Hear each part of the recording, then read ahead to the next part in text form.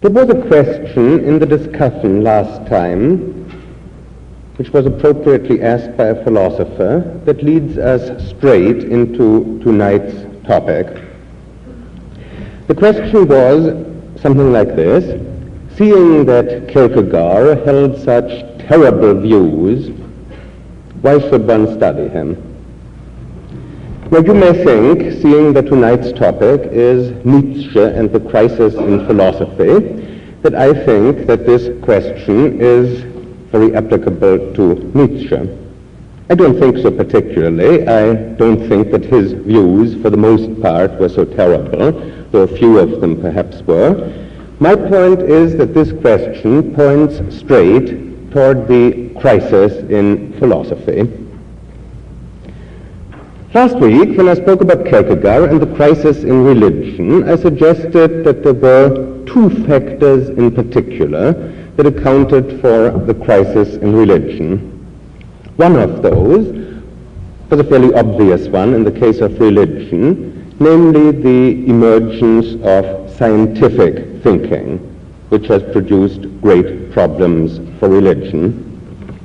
The other factor was a more nearly timeless factor, namely organized religion poses a problem for the genuine religious spirit. I shall try to pursue both of these factors now in relation to philosophy and begin this lecture by talking about the crisis in philosophy before introducing Nietzsche. I do think that the first and chief factor of what I consider the crisis in contemporary philosophy has also been introduced by science. After all, if I understand the question rightly, it does show a considerable regard, which is very widely, if not quite universally, shared in our society, a very profound respect for science. In science, we don't study terrible views. In science, we don't deal with people of whom we think that they are clearly wrong. Philosophers today do, on the whole, want to be scientific.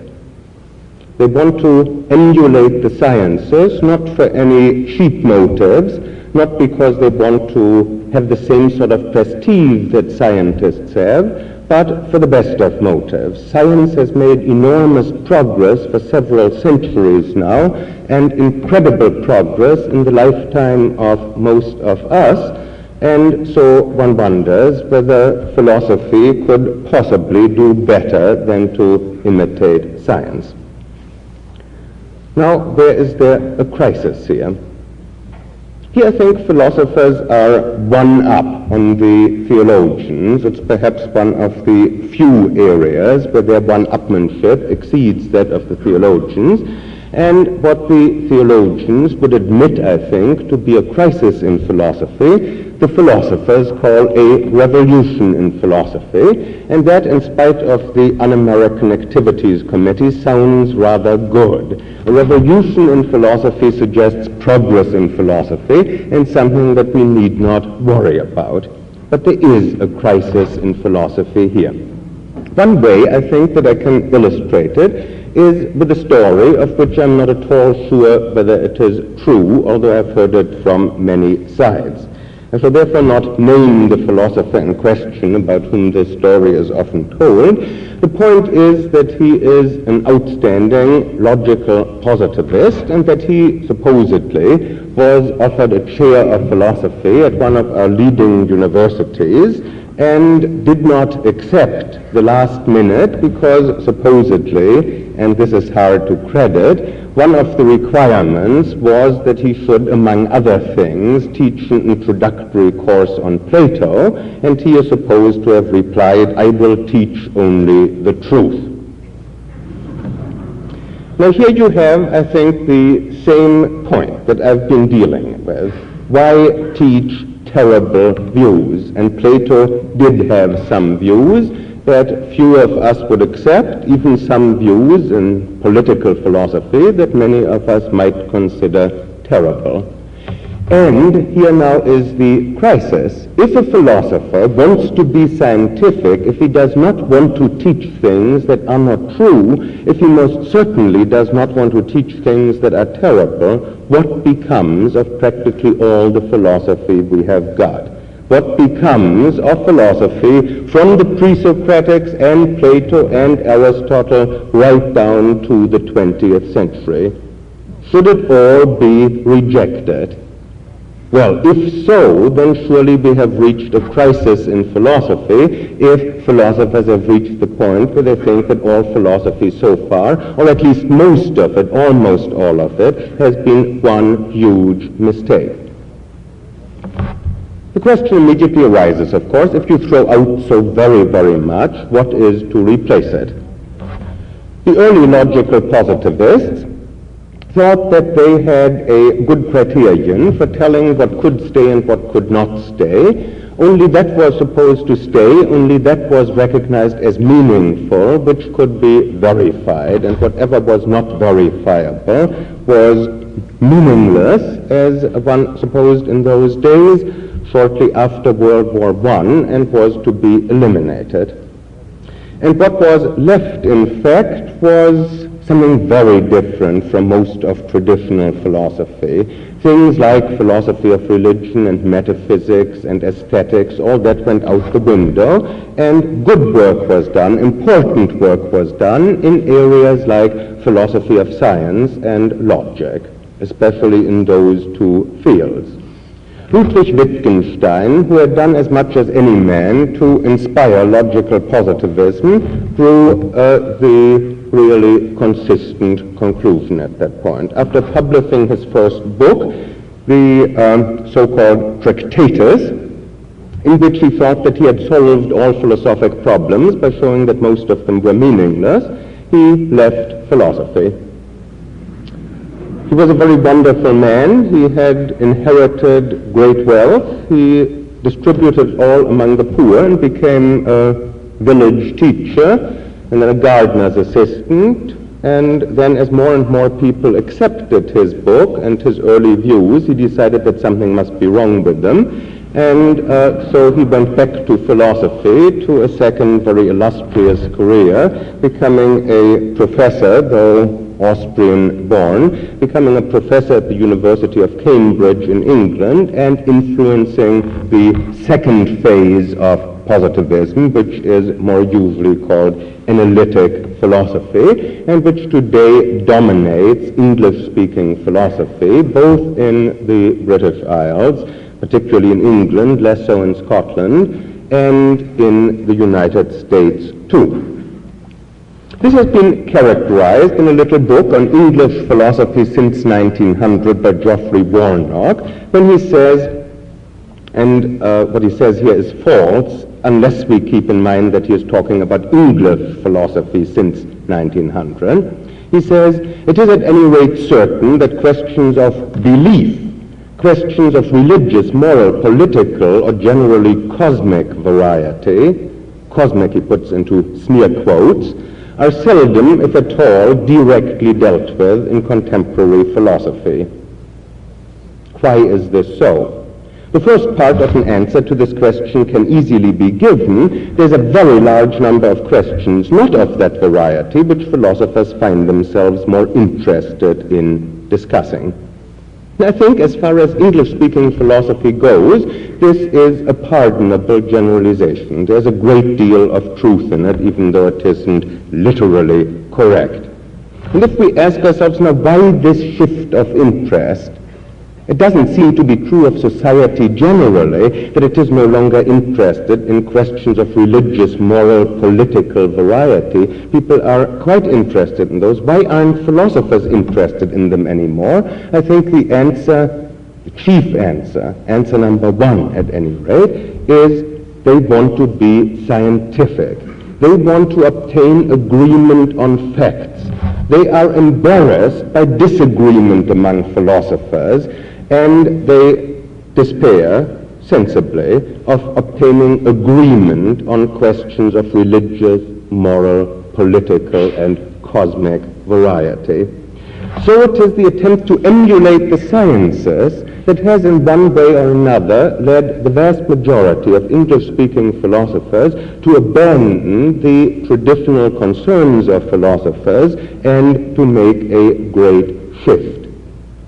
There are other reasons here which lead me to the second factor, but let me begin by still subsuming them under the attempt to emulate the sciences. One feels that everybody should be able to make some contribution, that the progress in the sciences is made piecemeal by many people doing little things, and so in philosophy too there should be a comparable situation. And when one of the outstanding living English philosophers, Gilbert Ryle, suggests that the analysis of what he calls systematically misleading expressions, and I quote an early essay of his, is what philosophical analysis is, and this is the sole and whole function of philosophy, he is motivated partly, I think, by a desire for something that can be done with precision and accuracy. He is also motivated by the desire of staking out some area in which philosophy will not conflict with science, not be shown up by the progress of science, but on the contrary, where it will be possible for many competent people to make contributions and conceivably even to engage in teamwork of a sort. To mention another equally outstanding British philosopher who died recently, J.L. Austin, he varied the interests of Ryle somewhat by concentrating very largely on things that bordered on lexicography, semantic analysis, analyzing distinctions in ordinary language, hoping that where there are subtle distinctions between words that are apparently synonymous, perhaps some important difference is hidden that might eventually become philosophically important or fruitful, but he found this kind of precise work so absorbing that he very, very rarely indeed bothered to point up its philosophic relevance. The point here is, again, to do something that can be done with precision, to do something that does not involve inspiration but competence, in other words, to emulate the sciences. Now I have said that the other factor, the factor of organization, has also helped to produce the crisis in philosophy, and this, I think, is, if anything, even less obvious than my first point, that science poses a deep and critical problem for philosophy. After all, happily, we don't have organization in philosophy the way we do have it in religion. There's nothing at all unusual for a philosopher going it alone. Of course, there are some little clubs where people get together who happen to agree particularly with each other, but that is the exception rather than the rule. On the whole, philosophy is lucky in not being beset by hierarchies and organizations and all that sort of thing. But in another sense, philosophy has become organized. Let's put the point this way. What I've been saying about philosophy, relinquishing problems of religious and political and cosmic and moral variety so very largely, and becoming so very preoccupied with questions of method, of science, of logic, amounts to saying that philosophy has become, in the 20th century, exceedingly academic. And if we ask why philosophy has become so terribly academic, surely a very important part of the answer is that philosophy has become academic because almost all philosophers are in academies. The organizations in question are our colleges and universities. We take it for granted that, of course, if a man says, and is in his right mind, that he is a philosopher, that presumably he means that he teaches philosophy at some college or university. But if we think back a few centuries, that of course did not used to be so. People like Descartes and Locke and Hobbes and Berkeley and Hume and Spinoza, they were not professors. They did not have university jobs, and this surely makes a big difference. It does not make all of the difference by itself. We can be more precise here. We can almost be scientific. We can quantify the point. And we can say that the really crucial point about organization is that where formerly, at any one time, in any one generation, there were maybe half a dozen or at most a dozen philosophers, today there are quite literally many, many thousands. That's no exaggeration. All you have to do is to take some such dictionary as Webster's Collegiate, look up in the back the list of colleges. I think you will find that in the United States alone there are over 1,000 colleges and universities, and most of them have more than one philosopher. Some of them have over a dozen philosophers, which means that in the United States alone you have thousands of philosophers. So this is an entirely new situation which is bound to change the whole tone of philosophy. The unit of publication, for example, can no longer be the book. Nobody has time to read books by thousands and thousands of philosophers. Something new has to be invented to take care of this situation, the scholarly journal. I'm not trying to make fun of this. Perhaps in some way the situation is amusing, but we have here a perfectly reasonable development. There are these thousands of people. They live spread out over a huge country. They can't constantly get together and see each other face to face and talk with each other. How are they going to make each other aware that they are alive physically, that they are alive intellectually, that they have something to say? They have to be scholarly, professional journals in which people write articles of which other people can take note. And these articles, for the most part, are written for what has been called, rightly, fellow craftsmen, fellow technicians, other people who are professionals in the field. Well, if a man like Spinoza had written just for fellow philosophers, there wouldn't have been any need to print his books. He could have circulated them in manuscript, and within 2 years all the fellow philosophers around could easily have read them. This wasn't so just in Spinoza's time, but this was so for a long, long time while philosophy flourished. But these philosophers did not just address this minute audience of maybe 6 or 12 other philosophers, that was all there was in those days, but they addressed the layman too, and so they didn't deal just with academic points, but they dealt with questions that mattered to people generally. Well, today, most professional philosophers lean over backwards not to do that. Take a young man in his 20s who in the 18th century wrote a book with the title Treatise of Human Nature, being an attempt to introduce the experimental method of reasoning into moral subjects. His name was David Hume, and the book that he wrote was a great book, which is still studied.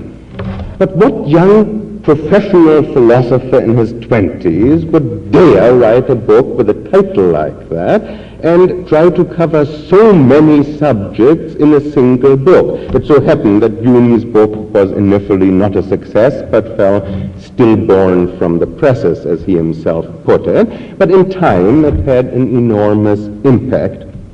Here then we have the contrast. And we actually find some of the professional philosophers, Warnock, for example, in his little book on English philosophy since 1900, making fun, without naming names, of the amateurs of former ages and extolling the professional philosophers of our time. I feel that the shoe is a little bit on the other foot, and that amateurs like, for example, Hume and Berkeley, who published their major works when they were still in their 20s, are not people for us to look down on. And I dare say that the reason why young philosophers today don't write books like that is not because those books were so amateurish and so bad, but rather because they were so extremely bold. Now, this is a good point, I think, to introduce the philosopher of the evening, and I will do it with a quotation that relates in immediately to what I have characterized as the crisis in philosophy. Nietzsche writes in Beyond Good and Evil, section 212, which is reprinted or translated in full in the portable Nietzsche, that traditionally the great philosopher has always stood in opposition to his today. I'm abbreviating the section. The great philosopher traditionally has stood in opposition to his today. Philosophers have been the bad conscience of their time. They knew of a new greatness of man, of a new untrodden way to his enhancement. Confronted with a world of modern ideas, which would banish everybody into a corner and a specialty, a philosopher, if there could be any philosophers today, would be forced to define the greatness of man, the concept of greatness, in terms precisely of man's comprehensiveness and multiplicity, his wholeness and manifoldness. Then Nietzsche gives some illustrations of 16th century philosophers, goes on to talk a little bit about Socrates, and continues, today, conversely, when only the herd animal is honored and dispenses honors in Europe, and when equality of rights could all too easily be converted into an equality in violating rights, by that I mean into a common war on all that is rare, strange, or privileged, on the higher man, the higher soul, the higher duty, the higher responsibility, and on the wealth of creative power and mastery, today the concept of greatness entails being noble, wanting to be by oneself, being capable of being different, standing alone, and having to live independently. Thus, in 1886, Ludwig Wittgenstein would not only have understood, but I think would have agreed very largely. He too, by temperament, was a man who was different, stood alone, lived independently. But on the whole, certainly ordinary language philosophy, linguistic philosophy, analytic philosophy, whatever we shall call it, is not very much in sympathy with the sentiments expressed by Nietzsche here, but on the contrary, an example of what you might call counter-revolutionary philosophy, not really a revolution in philosophy. Traditionally, the philosopher has been a revolutionary, a heretic, who stood in opposition to us today.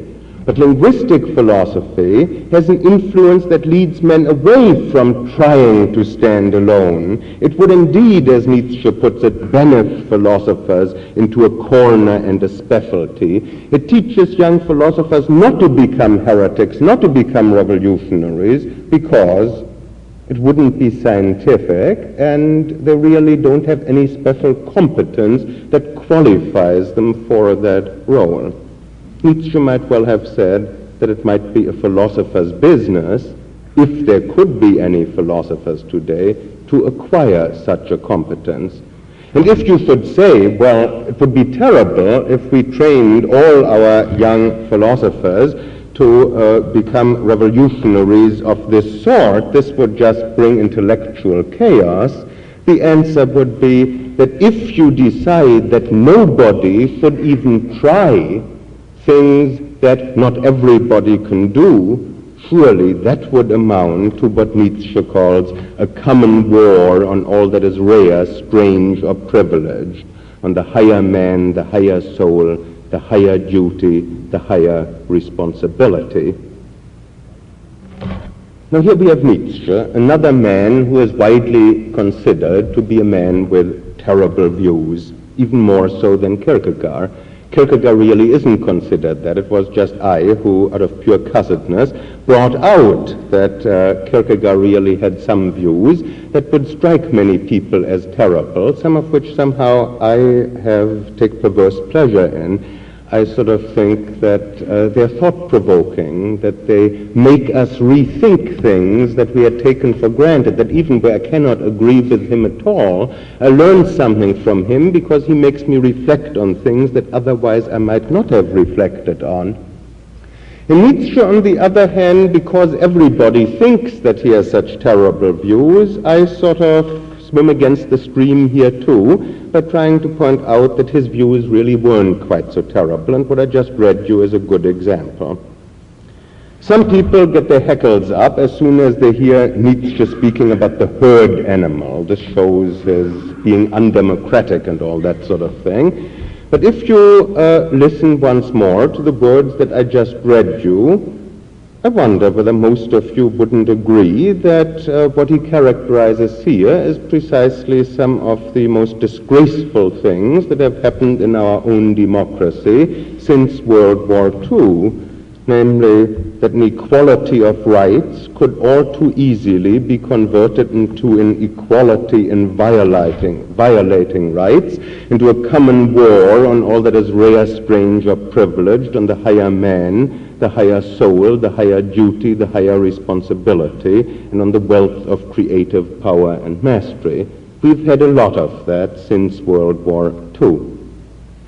But let us generalize and not engage at this point in any special pleading for Nietzsche. Let's say, all right, he did have some terrible views, like Kierkegaard and like Plato and like Homer and like Dante and like Dostoevsky, all people who are terribly worth reading and who had perfectly dreadful ideas about all sorts of things.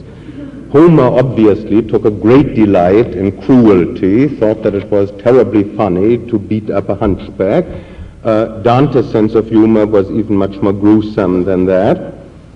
And if it wasn't humor, it's even worse. And in Dostoevsky's case, perhaps some of you are not aware of some of his perfectly dreadful opinions.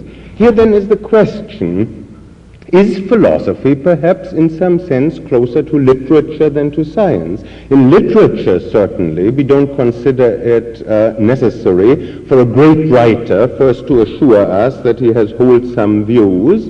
Is philosophy similar to that? Well, perhaps at least partly so. Perhaps there are some similarities between philosophy and poetry, philosophy and literature. Men share what Tolstoy once called a fear to understand things that clash with their own customs, privileges, or beliefs. I think we all share that fear. Some of us are a little more housebroken than others. Some of us have mastered this fear to some extent. Some of us perhaps are never conscious of this fear, but still, I think all of us find, if we are very honest with ourselves, that on occasion we don't try very hard to understand things that clash with our own customs, privileges, or beliefs.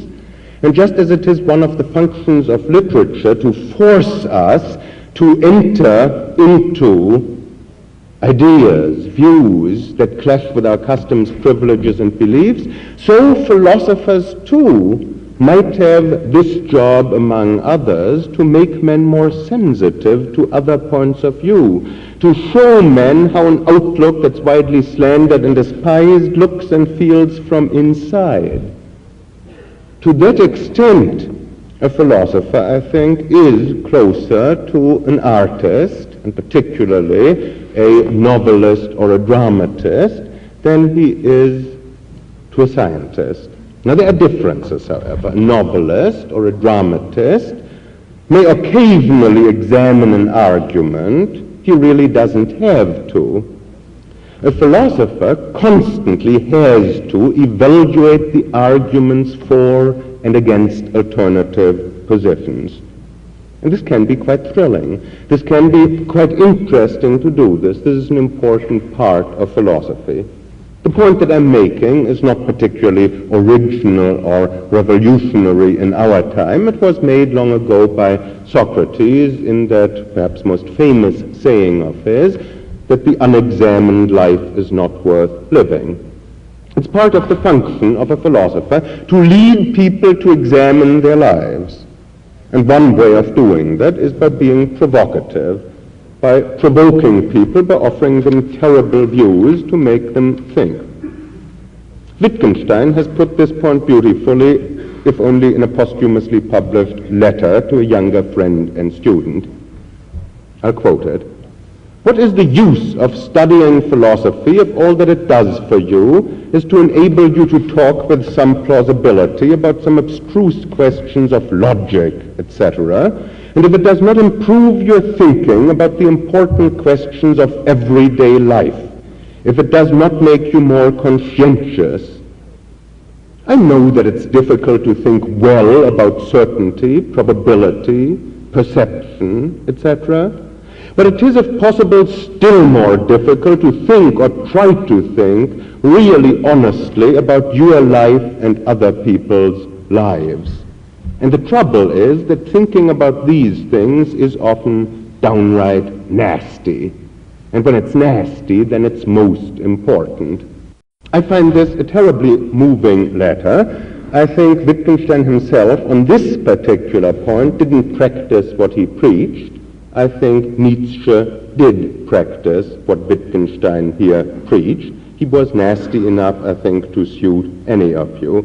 But nasty not just for the sake of being nasty, but nasty because he tried to think really honestly about his own life and other people's lives. Nietzsche himself put the same point a number of times. One of his briefest formulations is that he said that it was a very trite idea to have the courage of one's convictions. What really mattered was to have the courage for an attack on one's convictions, which is another way of saying, in his somewhat more aggressive manner, the courage to examine one's convictions, the courage to re-examine one's convictions, the courage to ask whether there isn't something wrong with them. You find the same thing beautifully expressed in a letter to a sister right at the beginning of the portable Nietzsche, where he says, "Here the ways of men part.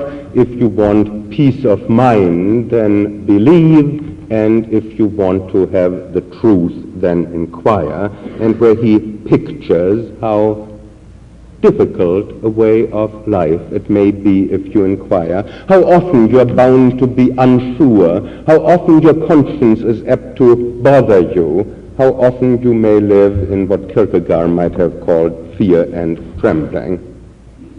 I think what makes Nietzsche particularly remarkable is that he is a rare embodiment of what I consider the philosophic, the Socratic philosophic spirit. There may be some things about his personality that are not so attractive. In this respect, I think he is thoroughly admirable. In his uninhibited passion for truth and in his rarely equaled craving for intellectual integrity.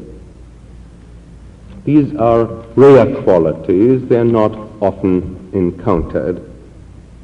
I'll be terribly brief about his life and about his personality. Some of the major points may be very well known to most of you, and so there's no need to dwell on them.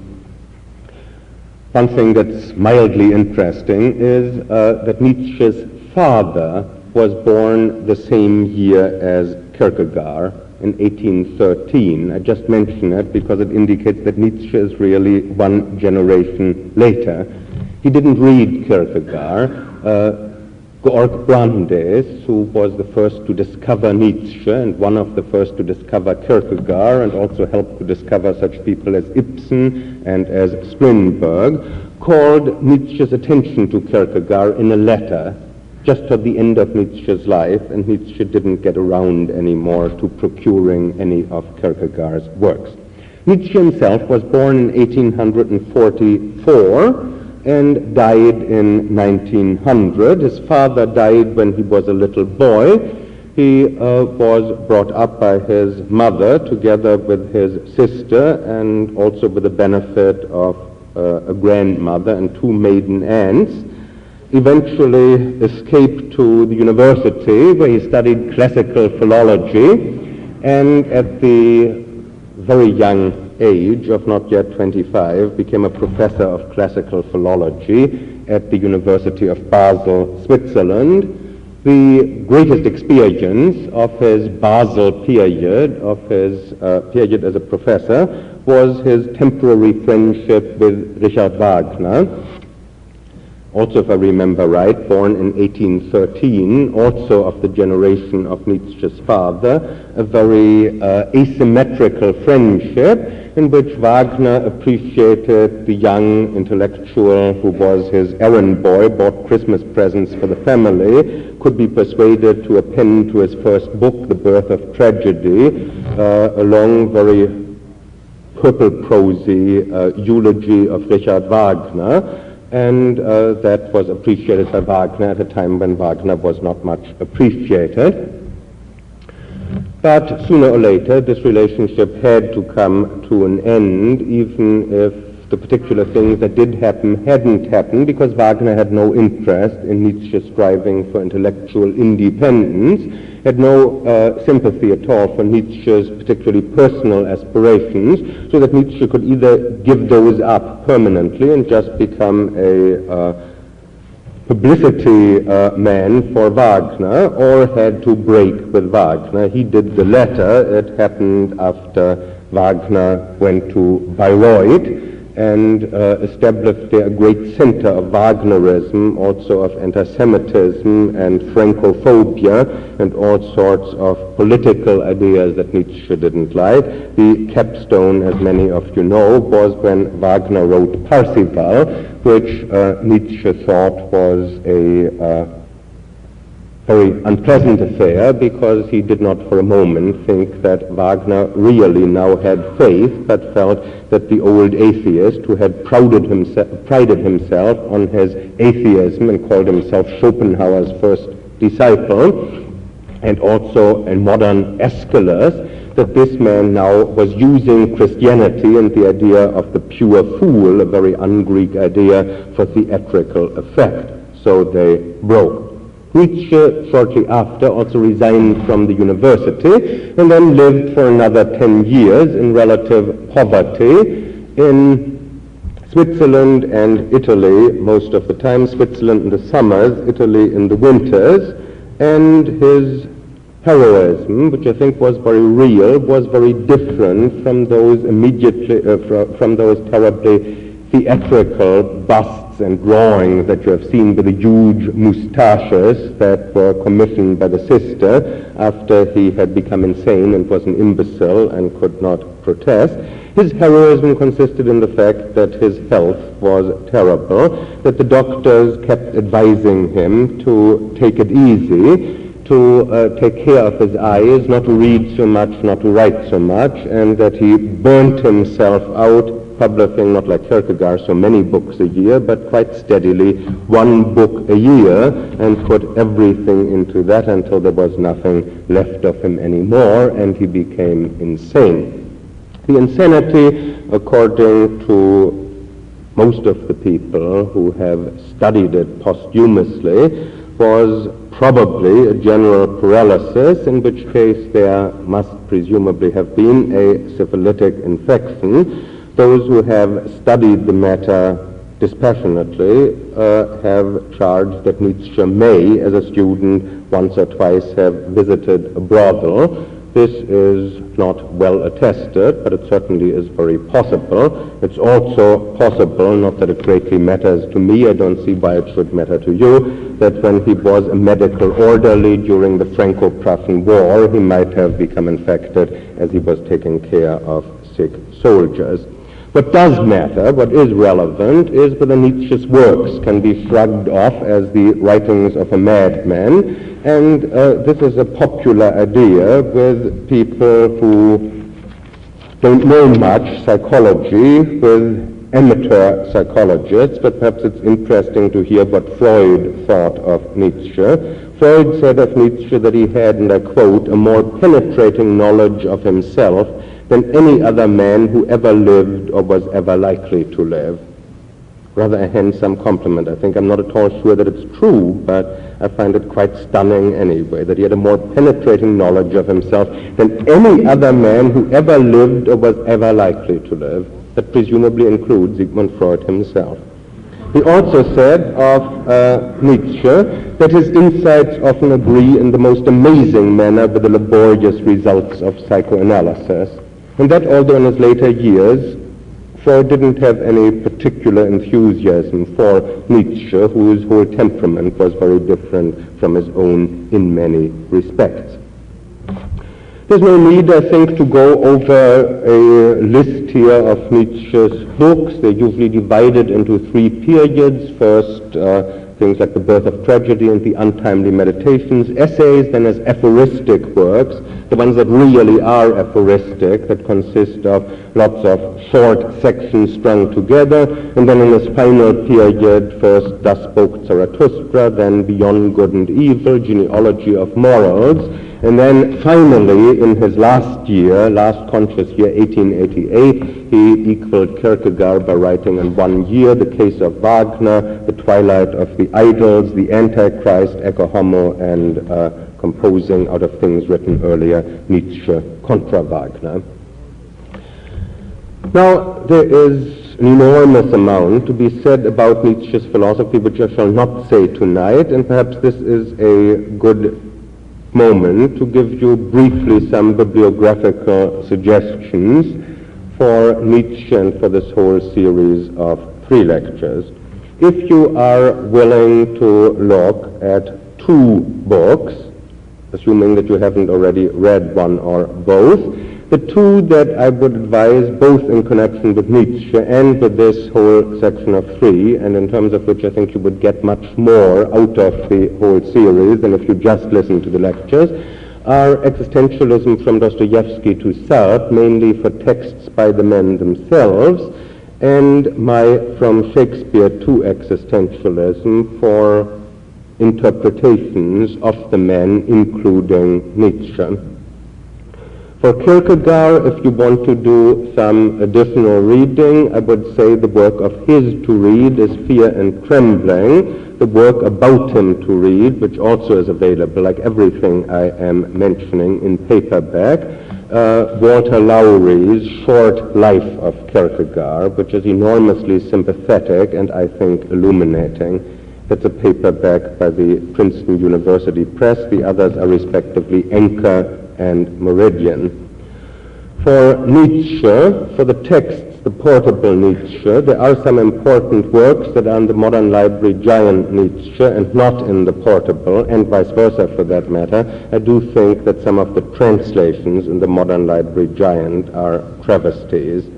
For an interpretation of Nietzsche that covers points that I shall not bring up tonight, there's my own little Meridian book on Nietzsche. And for Sartre, whom I want to discuss next week, if you want to read one thing by him, in addition to the things in Existentialism from Dostoevsky to Sartre, I'd suggest No Exit and 3 other plays, and preferably of those, No Exit and The Flies. And if you're willing to tackle a big university press book, that is a very good secondary text on French existentialism, Hazel Barnes, The Literature of Possibility. Now, To speak briefly about Nietzsche's philosophy, I will first mention two major misconceptions of Nietzsche. One of them, Nietzsche as a Nazi, a view that used to be popular in this country during World War II, that also was popular in Germany just preceding World War II, although I think not quite as popular really in Germany as here, because more people in Germany knew their Nietzsche, had read him, and knew how many things there were in Nietzsche that didn't square with Nazism. And I dare say that this view is quite universally abandoned by Nietzsche scholars. I don't think that on this, I wouldn't be afraid to say so, if I stood alone on this and if I thought I was right against the world, but that is not the situation. In fact, I think that Nietzsche scholars are pretty well agreed that this is a very serious misreading of Nietzsche, that Nietzsche, to give a couple of examples, did not say, my ideal is Cesare Borgia, but he said that he liked even Cesare Borgia better than Parzival, and that wasn't saying very much coming from Nietzsche. Or when he spoke of the blonde beast, which he did, I think, all of 3 times, he had in mind by the blonde beast a lion, and was referring to the brute health and strength of the Teutonic races before they became Christianized. He did think there was something nice about a lion, but if you want to know what he really seriously as a philosopher thought of the blonde beast and of the lion, you need read no further than the first chapter, I mean the first chapter now and not the prologue, of Zarathustra, where you get the image of the lion as not the highest thing. There are 3 transformations or metamorphoses, and the first one is the camel, the beast of burden that humbly accepts tradition, then the lion, the beast, the revolutionary that throws it off, and finally the creative child. And so for Nietzsche, quite generally, there's not high-handed exegesis, but quite generally, the blonde beast was very far from being his ideal. And so one could run through various other slogans that have been misinterpreted. I won't do it now. In the chapter on how Nietzsche revolutionized morals from Shakespeare to existentialism, you will find a very brief treatment, one after the other, of these major misconceptions. The only other one that I do want to mention is that among those who have given up any notion that Nietzsche was a Nazi are those who have developed about him what you might call the incoherence theory, namely that he was completely incoherent and that he said absolutely anything on any subject that just happened to come to his mind. In a kind of rarefied or sublimated way, this theory is championed by Karl Jaspers, who sees Nietzsche in some such way and sees great glory in this. He thinks this is a wonderful thing because whatever position you may adopt, Nietzsche sort of shocks you out of it by saying something else, and so you are, in Jaspers' words, set whirling. Now, if one reads Nietzsche the way Karl Jaspers reads him, which is by way of file cards that you write down juicy quotations, and then you sort of look now at this and now at that, you can be set whirling, that's very true, but you can do something like that, not quite so easily, but quite a number of writers, in fact with all writers of very great scope perhaps. Certainly you could do it with Plato, for example. I think that Nietzsche isn't as incoherent as all that there is in Nietzsche a coherent doctrine. The other existentialists agree on that. Heidegger finds a coherent doctrine in him, albeit one that I don't find in him. Sartre and Camus, I think, find some coherence in him, so do any number of people. Now, I will briefly mention some of these doctrines at least, and I will dwell relatively longest, I'll be brief on all of these points, on Nietzsche's psychology. This relates him, as most of the things that I am stressing do, even if I don't keep emphasizing it in every sentence, this relates him to existentialism. What the existentialists have in common is their concern with human nature, with human existence. Now, psychology has been a traditional concern of philosophers. Plato was interested in psychology, Aristotle was, Spinoza was in a big way, Hume was, as I mentioned before. But in Nietzsche there are several innovations. The first one is that he quite deliberately puts his conception of man, both of man as he is and of man as he might be, quite emphatically in the center of his thought, and coins a word for his idea of man as he might be. The word in German is Übermensch. In English this has sometimes been translated in a word that has become debased currency, Superman. It's better, I think, for a variety of reasons to use the word Overman for it. Moreover, still much more interesting, Nietzsche, in considering the views of others, in his literary criticism, in his criticism of religion, and in his criticism of philosophers, looks for their visions of man, looks for the visions of man that they presuppose, perhaps unconsciously, explicates these hidden visions of man in other people's philosophies, and then criticizes them. And he bases his psychology on a much broader empirical fundament than I think any philosopher before him, which is what earned him Freud's compliments. His own major psychological concepts have been, I think, insufficiently studied and contrasted with those of Freud and Freud's successors. The chief ones are, first of all, the conception of the will to power. The will to power, as understood by Nietzsche, is by no means just the vulgar sort of striving for power, which finds expression in militarism and imperialism. Nietzsche was as sharp a critic of the Bismarck Empire as that empire produced. He had no admiration for that sort of thing at all, but descriptively found in that too, of course, an expression of a will to power, but he also found the will to power everywhere else. He found it in Christianity in a peculiar form, he thought, and he could quote St. Thomas Aquinas and any number of other great saints along these lines, that the Christian, having despaired of this world, hopes to go to heaven, and then from heaven behold the torments of his masters, of his enemies in hell. He too wants power, but having despaired of power in this world, seeks power in another world. The artist too seeks power, the philosopher too seeks power. We have here as comprehensive a monistic theory as we find in the early Freud, and a theory that might well be weighed in the balance against the dualism of the older Freud. Just as when Freud tried to supposedly explain everything in terms of sex, this meant that in fact he reinterpreted the traditional idea of sex, that what he finally meant by the sex impulse was something much less crude than what some other people had meant. So what Nietzsche means when he speaks of the will to power is also something just a little more subtle, something a little more polymorphic, something a little more protean, and just as Freud could hardly be said by an intelligent person to have endorsed or celebrated the sex impulse, so it is stupid, I think, to say of Nietzsche that he endorsed or celebrated the will to power.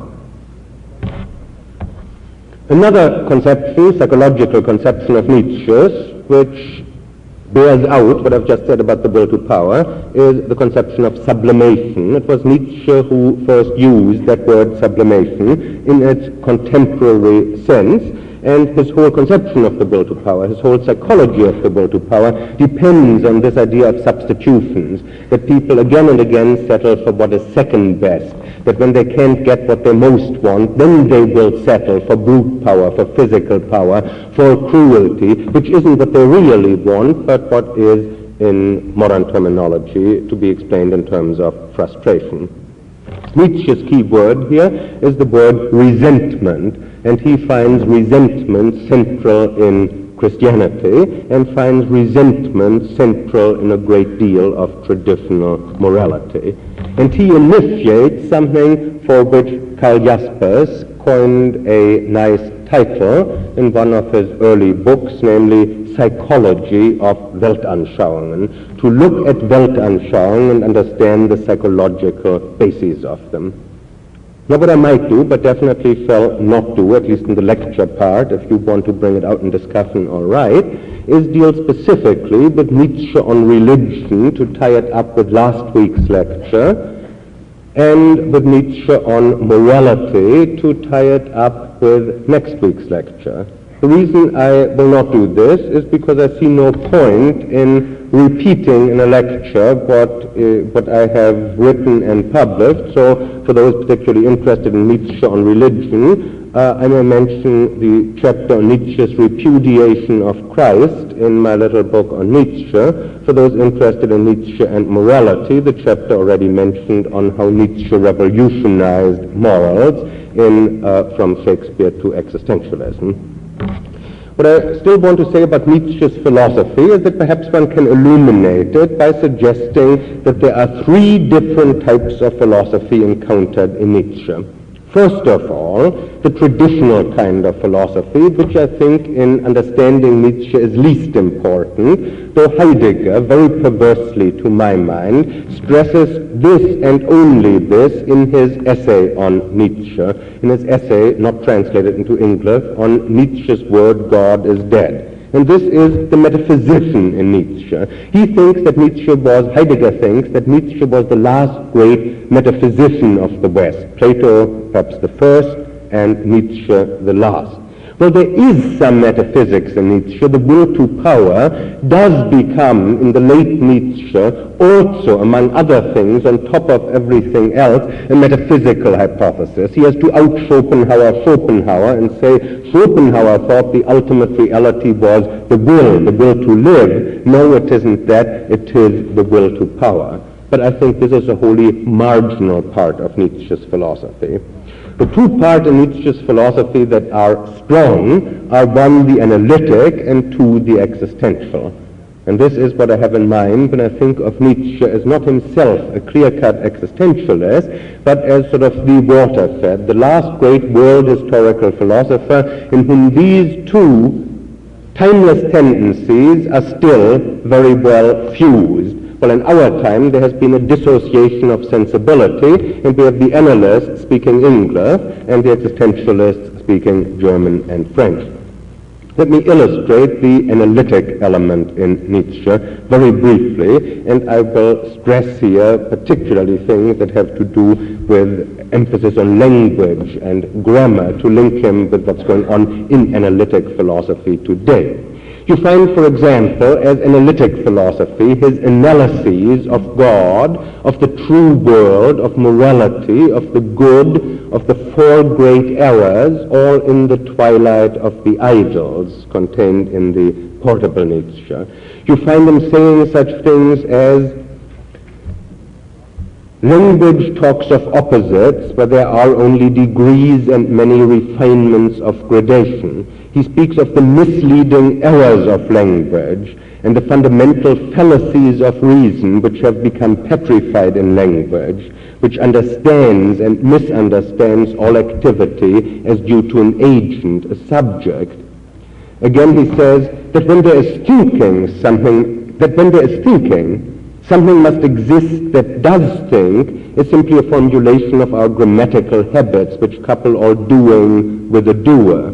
There's plenty of this sort of thing in Nietzsche, which you might call anti-metaphysical and positivistic. But there is, of course, in Nietzsche also a great deal that links him with existentialism, and I'll just enumerate. His literary criticism, something in which Heidegger, Sartre, and Camus have also engaged in a big way. His psychological interests, his critique of Christianity and of Weltanschauungen generally. His analysis of nihilism and of different possible attitudes toward an absurd world, particularly relevant to the sort of thing that Sartre and Camus have done. His celebration, that I've read to you, of a new greatness of man, and his attempt to cross over from philosophy into literary attempts.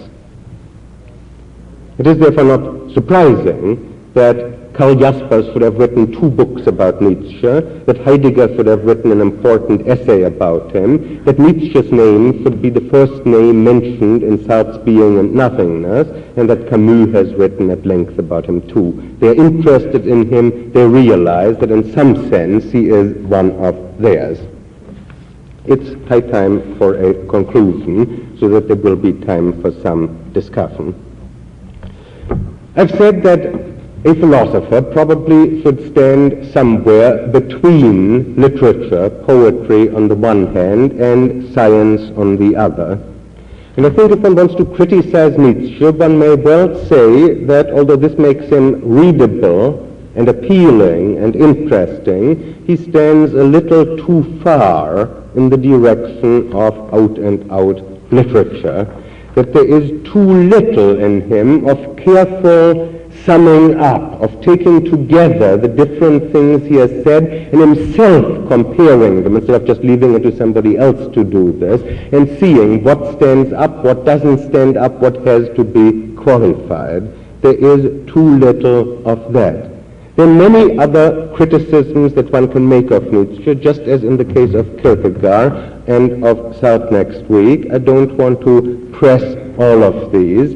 One might just pick out one so that you see in what direction I might proceed. I think that occasionally he makes much too sharp a dichotomy between the higher man, the superior person, and the rest of mankind. But one would also have to say that if you read him thoroughly, you find him in other places trying to balance this. The whole fourth part of Thus Spoke Zarathustra, for instance, makes fun of the higher man and makes the point quite literally that the higher men stink. I want to end on a positive note, and I will say in conclusion that for all his faults, I think there are exceedingly few philosophers or writers who equal Nietzsche in a fusion of three things: of scope, of which he has far more than almost any other philosopher. There's scarcely anything that might interest you intensely that he doesn't deal with. This in itself is no accomplishment. It might all be superficial for all that. So we have to take with this the second point he fuses with it, depth. Whatever he deals with, I think he goes, if not to the bottom of it, he goes very deep. He is very profound. He makes us see things we didn't see before. And then together with the scope and depth, which for all that might be tedious, might be a bore, except for people with a very strong intellectual stomach, he has also a great deal of passion, which makes him contagious, which is a good thing, which makes him inspire other people to be interested and to care strongly. And if you take him all in all, I do think, on reflection, the more I think about him, that he was one of the greatest philosophers and writers of all time. There are very few other philosophers that one can come back to again and again and